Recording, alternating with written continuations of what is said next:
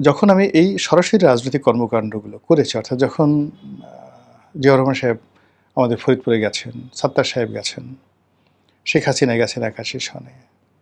তখন মানুষের যে ওয়েভ, সেটা আমি বুঝতে পেরেছি যেটা ৭১ সনে আমি বুঝতে পারিনি, যেহেতু আমি ছোট ছিলাম। অন্যদিকে ২০২৪ সনের জুলাই এবং আগস্ট পুরো সময়টি আমি মানুষের উত্তাপ, মানুষের মন এবং মানসিকতা এবং নিজের ক্ষোভ, কষ্ট, বেদনা এই পুরো জিনিসটি এক পাত্রে করে আমি ঘুরতে পেরেছিলাম। এর কারণ হলো যে, প্রথমত আওয়ামী লীগকে আমি চিনি এবং জানি এই দলটির একেবারে ১ম থেকে। আমার রাজনৈতিক বোধ এবং বুদ্ধি হওয়ার পর থেকে এই দলের রাজনীতির সঙ্গে জড়িত। আমি যেখানে আমার জন্ম হয়েছে, ওখানে আওয়ামী লীগ ছাড়া আসলে কিছু নেই। যেখানে আমি এমপি হয়েছি সেখানেও মানে এখনো পর্যন্ত আওয়ামী লীগ, আওয়ামী লীগ, আওয়ামী লীগ।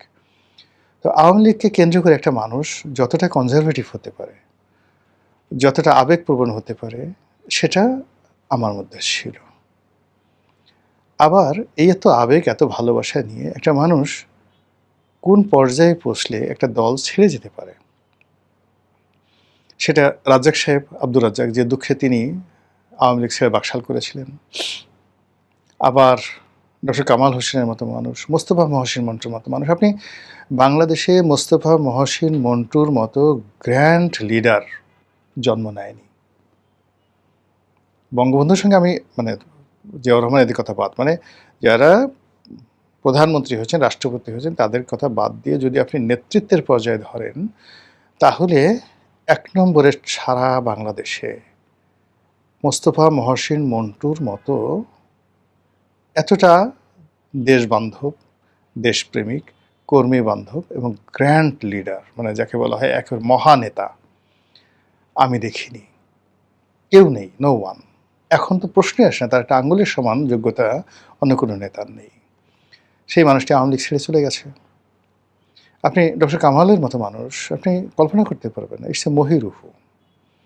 এই মানুষগুলো আওয়ামী লীগ থেকে বের হয়ে গেছে।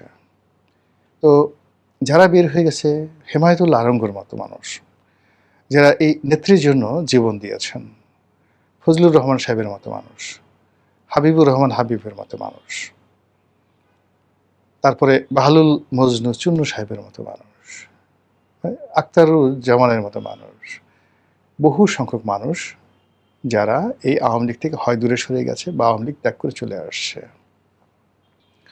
আমাদের এক আত্মীয় ভাঙ্গাতে শামসুদ্দিন মোল্লা, ভাঙ্গা মানে ফরিদপুরের রাজনীতিতে আপনারা জানবেন বঙ্গবন্ধুর খুব ঘনিষ্ঠ বন্ধু শামসুদ্দিন মোল্লা। আমার আর এক আত্মীয় আব্দুল হামিদ চৌধুরী। তো আব্দুল হামিদ চৌধুরী বঙ্গবন্ধুর জীবদ্দশায় তার থেকে দূরে ছিলেন। পরে এসে মানে জিয়াউর রহমান যখন আসলেন তখন তিনি রাষ্ট্রদূত হয়েছিলেন।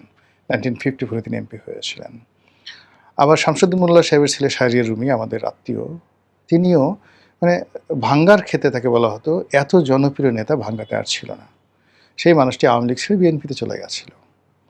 তো সেই দিক থেকে এই যে বেদনাগুলো, সেই বেদনাগুলো আমার মধ্যে ছিল। আমি সেখান থেকে বিএনপিতে চলে এসেছিলাম এদের মতো, অর্থাৎ আওয়ামী লীগকে ভালোবেসেছি, বিএনপিকে দেখেছি।